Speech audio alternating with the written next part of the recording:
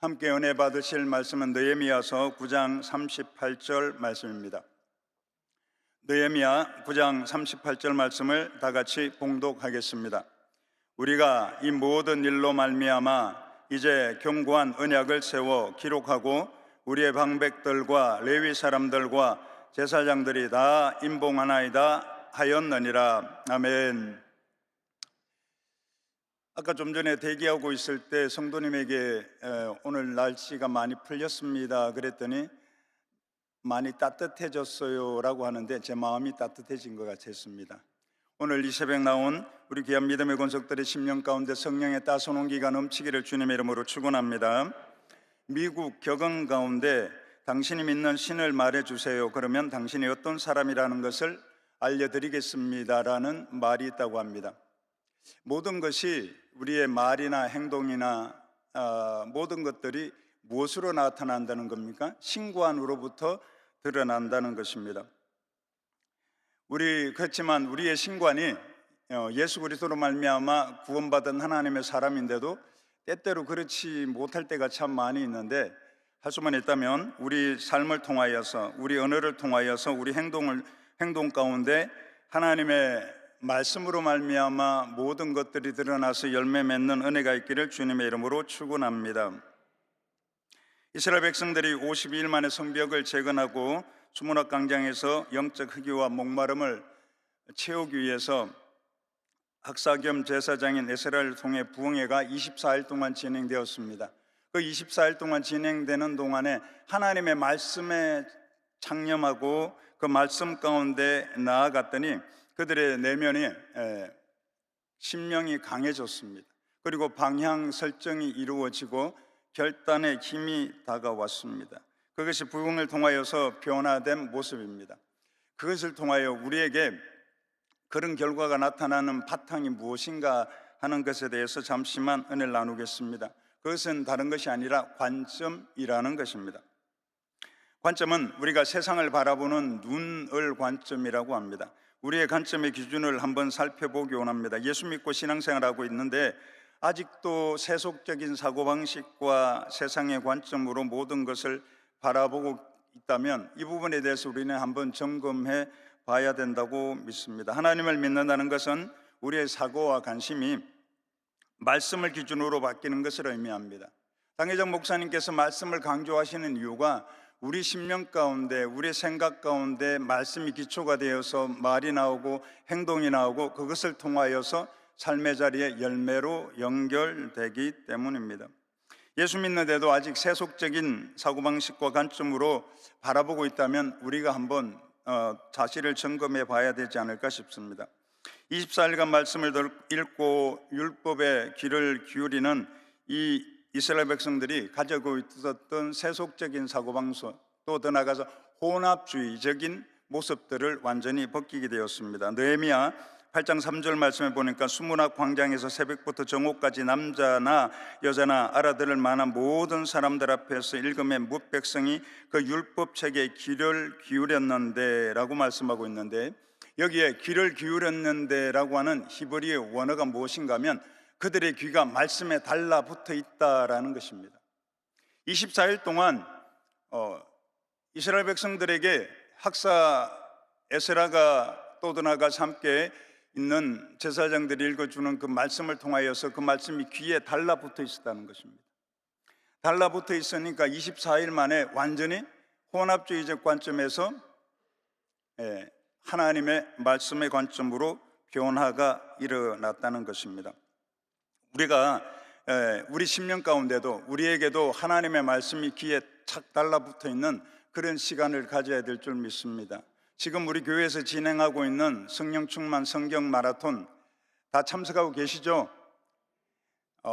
대답이 잘 나오시는 거 보니까 거기에 한번 동참해 보시기 바랍니다. 우리 함께 단체가 교구에서 함께 동참하시는 분도 그것을 통하여서 우리의 오디오 성경을 하나 만든다고 생각하시면 됩니다. 또 나아가서 개인적으로 동참하시고, 당회장 목사님께서는 올해 6독을 목표로 하고 계신다고 그래서 저는 6독까지는 못 가고요, 3독이라도 하기 위해서 발부둥을 치고 있는데 쉽지는 않더라고요. 그 말씀이 우리 안에 있어야지만이 그 말씀을 통하여서 우리가 새롭게 변화됩니다. 개인적으로 읽고 계시고 또 필사하고 계신 여러분들이 있는 것을 알고 있습니다. 그 말씀을 지속적으로 그렇게 읽고 묵상하고 암송하고 나아감으로 말미암아 우리의 귀가 말씀에 착 달라붙어 있어서 우리의 신앙의 관점이 오직 하나님을 향하는 은혜가 있기를 주님의 이름으로 축원합니다.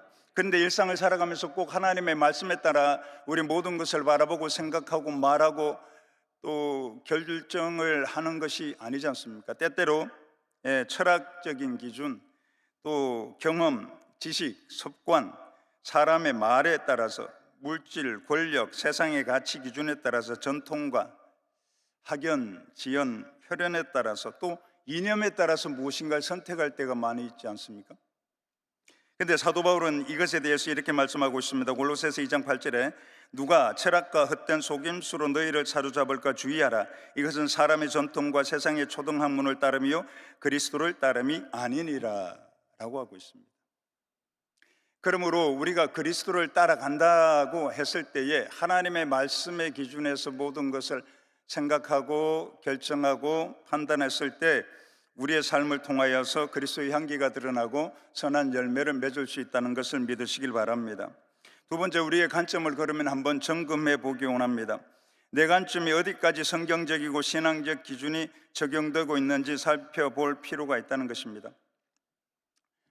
우리 교회뿐만 아니라 우리 한국 사회에서는 특별히 이 강단에서 정치적인 이야기하는 것이 제일 금기시 되고 있지 않습니까? 민감합니다.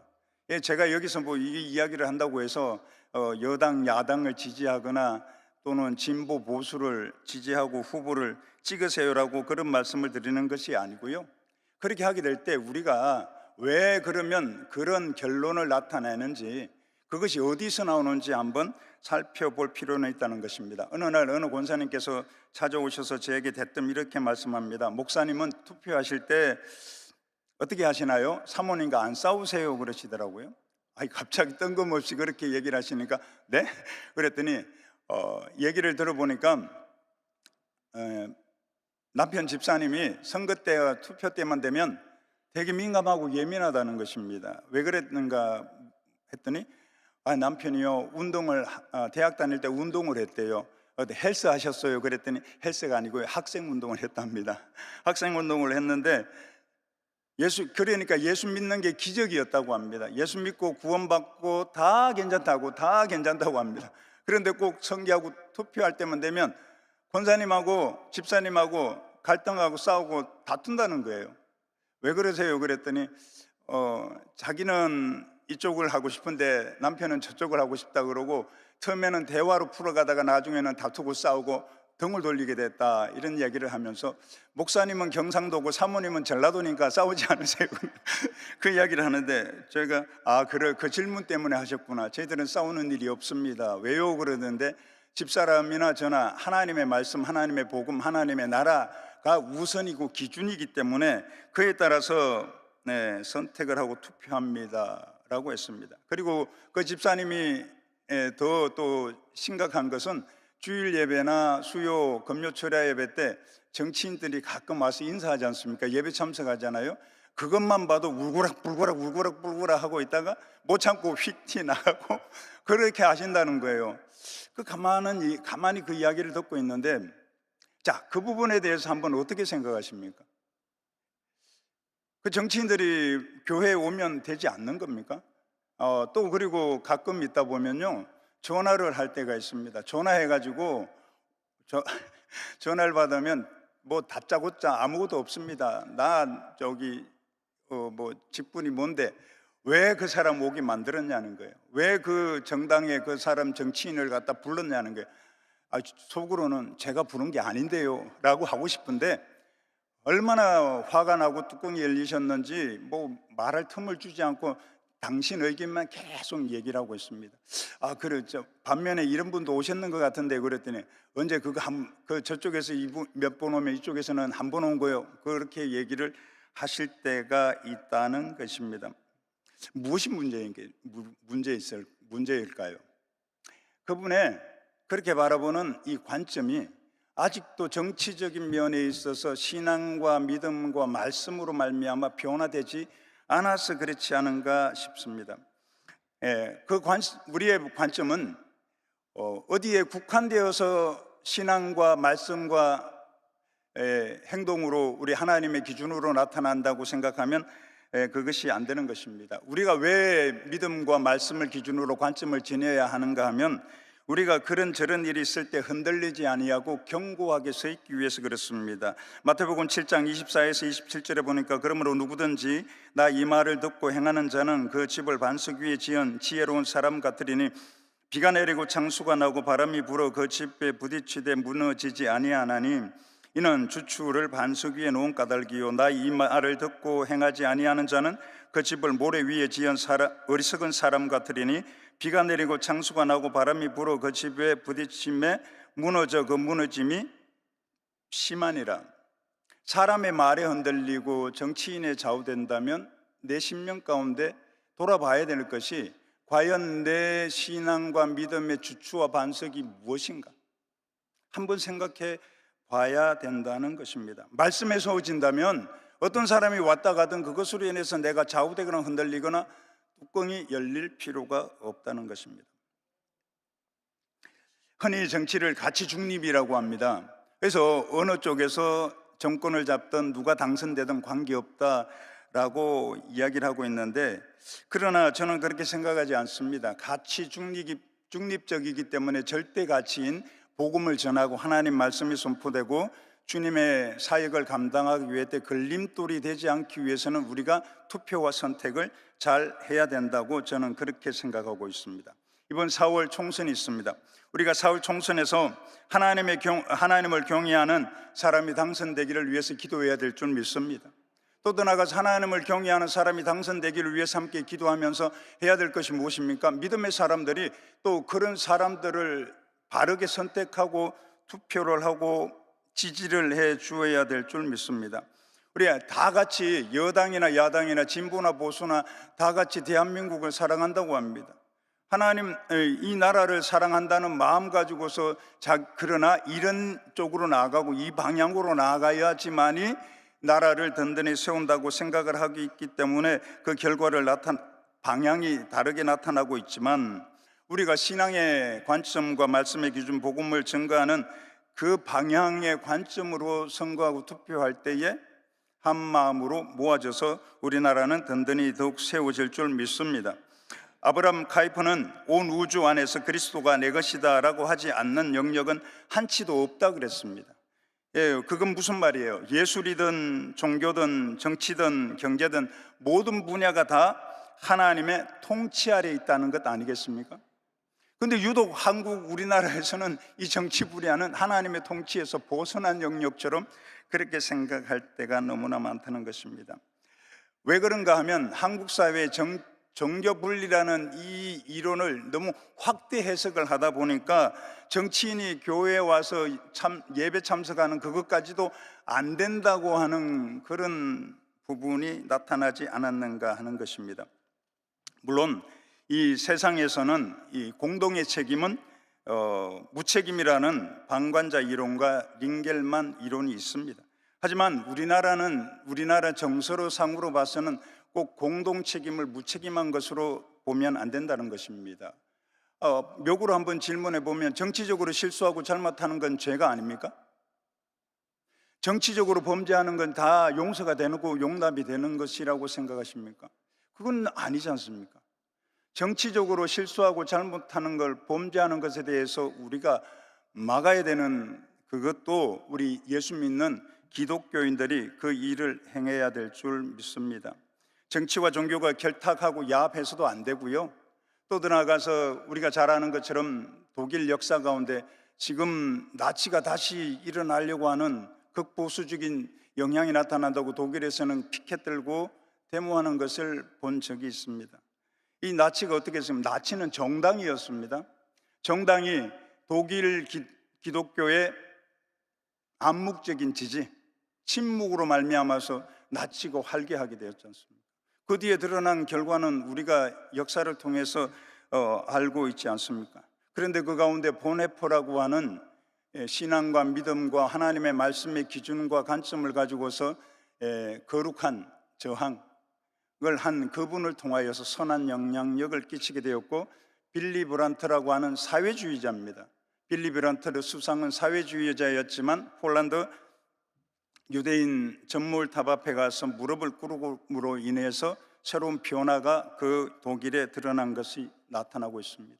이처럼 우리가 기독교인으로서 반드시 내야 될 소리를 너무 제한하고 내지 아니하면 어떤 결과가 나타나는지는 한번 생각해 보아야 한다는 것입니다. 지난 23일 국민일보에 오피니언의 조학범이라고 하는 통일연구원 선임연구위원이 글을 하나 실었습니다. 거기에 북한 최고인민회의에서 김정은이 남북관계를 전쟁 중의 교전국 관계로 규정을 했다. 또 나아가서 통일, 화해, 동족이라는 개념도 완전히 제거했다라고 했습니다. 이것은 쉽게 볼 문제가 아니라 이제는 뭘 하겠다는 거예요? 언제든지 전쟁을 하겠다는 그 저의가 그 안에 감추어져 있다는 것입니다. 대남 전략의 변화가 가진 이 위험성을 잘 인식을 하고 있어야 된다고 하고 있습니다. 우리 21대 국회에서는 차근법과 또 나아가서 평등법 입법화를 저지했습니다. 그런데 22대 국회에서 그것이 어떻게 될지 모릅니다. 그러므로 우리는 이번에 4월달 총선을 통하여서 하나님 나라의 복음을 아름답게 증거하고 주의 영광을 드러내기 위해서라도 내 정치적 관점과 기준에 따라서, 더 나아가서 말하면 지연, 학연, 혈연에 따라서, 이념에 따라서 선택할 것이 아니라 하나님의 말씀의 기준으로서 우리가 바르게 선택해야 될 줄 믿습니다. 또 더 나아가서 내가 여당을 지지하든 야당을 지지하든 보수를 지지하든 진보를 지지하든 그 기준이 하나님의 말씀을 보니까 나는 여당을 지지하고 보수를 지지하고, 하나님의 말씀이 기준이 이렇기 때문에 야당을 지지하고 진보를 지지하는 이것이 그리스도인들에게서는 거기까지 나와야 된다는 것입니다. 그런데 우리는 그 기준이 어떻게 되는 거예요? 지연에 따라서. 아까 그 권사님께서 저한테 말씀하신 게 그것 아닙니까? 목사님은 경상도고 집사람, 우리 제 아내는 전라도기 때문에 싸우는 거 아닙니까? 라고 하는 지연으로 설명을 하려고 하지 않습니까? 그러나 그건 이제는 예수 그리스도 안에 있으면 그건 세속적인 것이고 옛 습관입니다. 그러면 그것도 벗어내고 하나님의 말씀의 은혜를 가지고서 우리가 선택하고 나아가야 될 줄 믿습니다. 그럼 우리에게 주어져야 될 관점이 어떤 것입니까? 바로 그 균형된 관점을 지녀야 된다는 것입니다. 균형된 관점이라는 것은 예수 그리스도를 중심으로 생각을 해야 됩니다. 예수님께서 균형된 관점을 가지고 계셨습니다. 균형된 관점을 가진다는 것은 예수님의 삼중직에서 우리가 찾을 수 있습니다. 예수님은 삼중직은 우리가 아는 것처럼 왕이요, 제사장이요, 선지자였습니다. 왕과 제사장과 선지자로서의 그 역할을 감당하고 계셨다는 것입니다. 예수님이 왕이라는 절대 주권에 대해서 예수님만 왕이라는 것을 우리가 믿고 고백하고 증거하고 있는 줄 믿습니다. 그런데 예수님의 다른 것들로 말미암아 그것을 더 신봉한다는 그것이 우상이 되지 않겠습니까? 팀 켈러 목사님은 이렇게 말했습니다. 예수를 온전히 믿는 진정한 그리스도인은 사람으로 인해 열광하지 않는다 그랬습니다. 사람으로 말미암아 열광하지 않는다는 거예요. 이 말은 꼭 사람만이 그런 것이 아니라 달리 말하면 이념으로 열광하지 않는 것을 얘기하고요, 또 더 나아가서 정치, 정당, 무엇에 따라서 열광하지 않는 것을 이야기하는 거예요. 오직 우리는 예수를 왕으로 모시기 있기 때문에 예수님을 따라서 예수님께만 영광 돌려야 될 줄 믿습니다. 갈라디아서 1장 10절에 이제 내가 사람들에게 좋게 하랴 하나님께 좋게 하랴 사람들에게 기쁨을 구하랴 내가 지금까지 사람들에게 기쁨을 구하였다면 그리스도의 종이 아니니라 라고 말하고 있습니다. 그리고 제사장의 역할을 감당했습니다. 긍휼한 마음을 가지고 불쌍한 영혼을 향하여서 병든 자, 아픈 자, 고통받는 자들 치유하고 죄인들까지도 예수 믿고 구원받게 하는 그 영, 우리가 그 영역을 감당하고 있지 않습니까? 또 더 나아가서 예수님께서는 선지자로서의 역할도 감당했습니다. 성전에서 판매하는 것을 상을 얻고 정결하게 만드신 그런 여건들을 보게 됩니다. 어떤 분들은 이 선지자의 사명만 감당했다고 선지자적 관점으로만 강조하는 분이 있고, 이 왕권에 대해서만 강조하는 분이 있고, 모든 걸 덮고 가려고 하는 제사장적 관점을 가지고 있으면 이 모든 걸 균형되게 지녀야 될 줄 믿습니다. 삼중직으로서 균형된 관점을 갖는다는 건 이런 것입니다. 지난 코로나 기간이었습니다. 전라북도 의회에서 정의당에서 모 의원이 포괄적 차별금지법 제정을 촉구하는 건의안을 발의했습니다. 그때 그것을 누가 저지했는가 아십니까? 민주당 소속인 김제 세순교회 나인권 장로님이었습니다. 그리고 이 발의한 사람은 법안 발의가 왜 이것이 통과돼야 되는지 가서 설명을 했을 것이고, 반대의 의견을 제시해서 설명을 했습니다. 표결에 붙였습니다. 결과 찬성 11표, 반대 22표, 기권 3표로 해서 부결시켰습니다. 그걸 누가 했습니까? 나인권 장로님이라고 하는 분이었습니다. 그 설득력 있게 설명을 했습니다. 그러면서 그가 이 SNS에 이렇게 글을 올렸습니다. 사회적으로 뜨거운 감자이기는 하지만 저의 신앙적 가치와 도덕적 가치, 사회 통념에 비추어 포괄적 차별금지법은 통과되어서는 안 된다고 생각을 합니다. 이 나인권 장로님 같이 이런 분들이 성경적 기준, 신앙적 가치를 가지고서 관점을 가지고 지니기 때문에 그런 것입니다. 또 우리가 잘 아는 것처럼 죄송합니다만 이 모 전 대통령 때 스쿠커프 이슬람 자금 들어오는 그것을 제안했을 때 우리 천국가 진조영기 목사님 비롯해 교계 지도자들께서 다들 그거 반대했습니다. 장로님이었는데도 아닌 건 아니라고 얘기할 수 있는 그것이 균형된 관점을 지닌 사람이라는 것입니다. 우리가 그것을 가지고 나아갈 때만이 우리나라는 더욱 건강해지고 한국 기독교는 선한 영향력을 끼치게 되고 사명을 감당하여서 주님의 영광을 드러낼 수 있다는 것을 믿으시길 바랍니다. 우리는 아주 중요한 시기에 지금 와 있습니다. 그리고 또 더 나아가서 우리가 한 가지 생각해야 될 것이 패턴은 반복되는 것입니다. 개인의 삶의 패턴도 반복될 수 있고요, 가정의 패턴도 반복될 수 있고요, 국가의 패턴도 반복될 수 있습니다. 피비린내 나는 6.25 전쟁이 과거에 있었던 것은 또 그런 전쟁이 있을 수 있다는 것입니다. 이 패턴을 끊기 위해서 우리가 무엇을 지내야 될까? 바로 하나님의 말씀과 복음의 가치와 생명을 구원하는 이 선교 사역을 위해서 우리가 균형된 관점을 통하여서 주권을 행사하고 하나님의 영광을 드러내고 우리의 주어진 삶의 자리에서 성실과 최선을 살아가야 될 줄 믿습니다. 그 같은 은혜가 있기를 주님의 이름으로 축원합니다. 살아계신 하나님, 우리 안에 말씀이 세워진 관점을 지니게 은혜를 더하여 주옵소서. 특별히 균형된 안목을 지님으로 반석 위에 세워진 집과 같이 어떤 환경과 여건과 상황에도 요동하지 않고 세상을 바라보고 믿음의 삶을 살아가는 우리 모두가 되도록 은혜를 다할 줄 믿습니다. 아울러 아버지 하나님, 오늘 믿음으로 주님 앞에 간구하고 또 예물 드린 손길이 있습니다. 하나님께서 축복하시고 구하고 생각하는 모든 것에 더 넘치도록 우리 하나님께서 채우시고 공급하여 주옵소서. 예수님 이름으로 기도드립니다. 아멘. 하늘에 계신 우리 아버지여, 이름이 거룩히 여김을 받으시오며 나라가 임하시오며 뜻이 하늘에서 이루어진 것 같이 땅에서 이루어지이다. 오늘 우리에게 일용할 양식을 주시옵고 우리가 우리에게 죄 지은 자를 사하여 준 것 같이 우리 죄를 사하여 주시옵고 우리를 시험에 들게 하지 마시옵고 다만 악에서 구하시옵소서. 나라와 권세와 영광이 아버지께 영원히 있사옵나이다. 아멘.